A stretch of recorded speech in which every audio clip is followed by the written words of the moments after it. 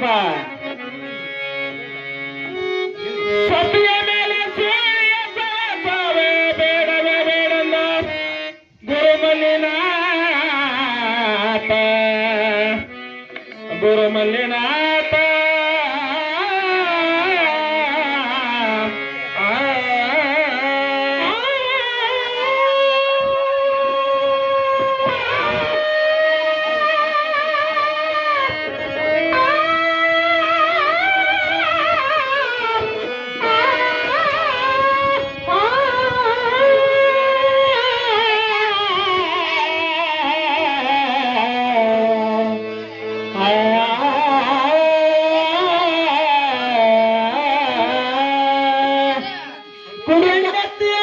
ರಾಜು ಮಾಡಿದ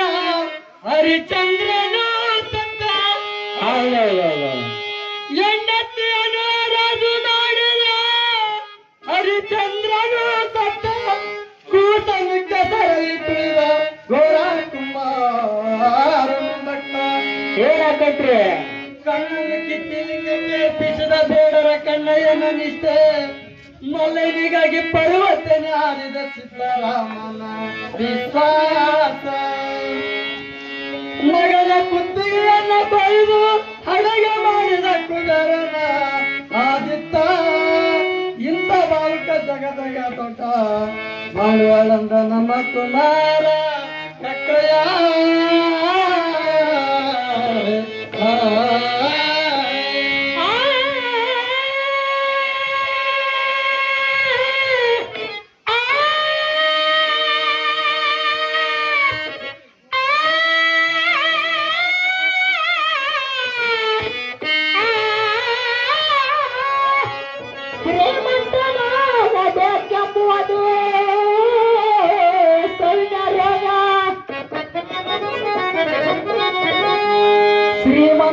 ಶ್ರೀಮಂತನಾಗಬೇಕೆಂಬುದೊಂದು ಸಣ್ಣ ರೋಗ